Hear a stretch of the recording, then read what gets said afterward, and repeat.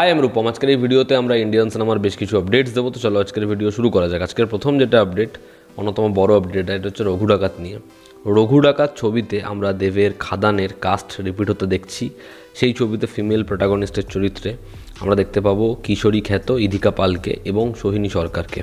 তো আমার মনে হয় এটা খুব ভালো চয়েস যে আবার ইধিকা পালকে দেবের নেক্সট প্রজেক্টে রিপিট করা। তার কারণ হচ্ছে ইধিকার না একটা অডিয়েন্স তৈরি হয়ে গেছে এবং লোকে তাকে কিশোরী গানটার জন্য চিনুক, যেভাবেই চিনুক, তাকে না খুব পছন্দ করেছে। অনেক এমন অভিনেত্রী রয়েছে যারা হয়তো ভীষণ সুন্দর, ইধিকা পালকেও দেখতে অবশ্যই সুন্দর, কিন্তু তারা না এই ফেমটা পায়নি, এই পপুলারিটিটা গেন হতে দেখিনি আমরা, যেটা ইধিকা পালের মধ্যে হয়েছে। এবং খাদান ছবিতে ইধিকার জায়গা হয়তো কম ছিল, কিন্তু ওর যেরকম কিউটনেস বা ওর ওই যেটা মিষ্টি ভাব, ওটা না আমরা বাংলা মেইন স্ট্রিম ছবিতে বহুদিন নায়িকাদের মধ্যে দেখিনি। যে কারণে ইধিকা পালকে এই ছবিতে কাস্ট করা আমার মনে হয় খুব ভালো মুভ। এবং যেহেতু অনির্বাণ ভট্টাচার্যের নাম শোনা যাচ্ছে ছবির অ্যান্টাগনিস্ট হিসাবে, সেটা খুব ভালো মুভ। আর খাদানেটা দেখেছি আমরা, দেব ভার্সেস যিশু, এই ব্যাপারটা লোকে খুব ভালো করে অ্যাকসেপ্ট করেছে। আর সোহিনী তো খুব ভালো একজন অ্যাক্ট্রেস। দেখার এই কাস্ট নিয়ে কীরকমভাবে ধ্রুব ব্যানার্জি রঘু ডাকাত বানায়। তবে আমি এই কাস্টটা দেখে বলবো যেটা অবশ্যই খুব খুব ভালো সিদ্ধান্ত।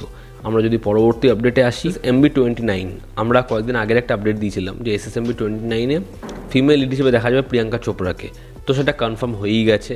প্রিয়াঙ্কা চোপড়া সে নিজে ডিরেক্ট হয়তো কোথাও বলেনি, তবে তার SS রাজামৌলির ওই পোস্টের মধ্যে কমেন্ট দেখে আরও ব্যাপারটা পরিষ্কার হয়েই যায়। তো যাই হোক, সে SSMB29-এর জন্য যেটা চার্জ করছে যত টাকা, সেটা ব্যাপক নাম্বার, হিউজ নাম্বার। ওরকম নাম্বার হয়তো ওই টাকাটা হয়তো এক যারা এই লিস্টটা তাদেরকে ওরকম ধরনের অ্যামাউন্ট নিতে দেখি। 30 কোটি টাকা চার্জ করছে প্রিয়াঙ্কা চোপড়া SSMB29-এর জন্য। দেখার প্রিয়াঙ্কা চোপড়ার ক্যারেক্টারটা এখানে কেমন হয়, তার চরিত্রটা কীরকম দেওয়া হয়। আর প্রিয়াঙ্কা চোপড়া ডিজার্ভ করে এটা, ওরকম অভিনেত্রী ডিজার্ভ করে। রণবীর কাপুর এবং মহেশ বাবু, এদেরকে আপনারা পাবেন ওয়ার 2-তে, না তারা কোনো কেমিও করছে না। এই ছবির একটা বড় মোনোলগের পোর্শন রয়েছে, যেটা হিন্দিতেও থাকবে এবং তেলেগুতেও থাকবে।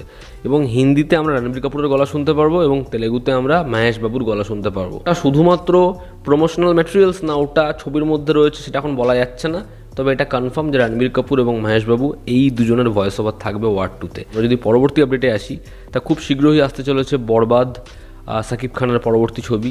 এই ছবিতে সাকিব খানের আরও একটা লুক রয়েছে। যেমন জওয়ানে আমরা শাহরুখ খানকে পুরোপুরি বার্ড লুকে দেখেছি, ন্যাড়া অবস্থায় দেখেছি, ওরকম একটা লুক রয়েছে সাকিব খানের এই ছবিতে। পরবর্তী এবং মোস্ট এক্সাইটিং আপডেট হচ্ছে হেরাফেরি 3 নিয়ে। আমি গতকালই হেরাফেরি 3 নিয়ে আপডেট দিয়েছি। তবে যেটা বিষয় সেটা হচ্ছে হেরাফেরি 3 এই ছবিটা ফ্লোরে যাবে ডিসেম্বর 2025-এ। ভূত বাংলার কাজ পুরোপুরি মিটিয়ে যে একটা ইনিশিয়াল আইডিয়া ছিল সেটাকে ডেভেলপ করবে এবং প্রি প্রোডাকশন একটা লম্বা সময় যাবে, সেই সময়টা দেবে প্রিয়দর্শন তার টিমকে। এবং 2025-এর এন্ড থেকে এই ছবিটার কাজ শুরু হবে। তারা টার্গেট করছে 2027-এর কোনো একটা বড় ফেস্টিভ মোমেন্টকে ধরার। এবং এই ছবিটা যখনই আসবে বক্স অফিসে আগুন লাগাবে, অডিয়েন্স দারুণভাবে উপচে পড়বে এই ছবিটার জন্য, এবং তখন বক্স অফিসে যা নাম্বার আসবে সেটা আপনারা ভাবতেও পাচ্ছেন না। প্রভাসের ফৌজি ছবিটার সাথে একের পর এক নাম যুক্ত হয়েই যাচ্ছে। নামিতা প্রমোদ, তার নাম শোনা যাচ্ছে এই ছবির সেকেন্ড লিড হিসাবে। তবে এটা প্রয়োজনীয় নয় তার সাথে প্রভাসের ক্যারেক্টারের রোম্যান্স আমরা দেখতে পাবো। হয়তো সে এখানে ন্যারেটার হতে পারে, বা সে এখানে পুরোপুরি বিষয়টা বের করলো, যেমন হানু রঘুবাবুদির ছবিতে হয়ে থাকে, যে আরও একটা ফিমেল লিড থাকে এবং সে কোথাও একটা গিয়ে গল্পটাকে ন্যারেট করে। তো এই ছিল আজকের লেটেস্ট আপডেটস। ভালো লেগে থাকলে লাইক করো, শেয়ার করো, সাবস্ক্রাইব করো। তোমাদের কি অপিনিয়ন জানিও। জনতা আমাদের পাশে আছে। আবার দেখা হচ্ছে। Take care.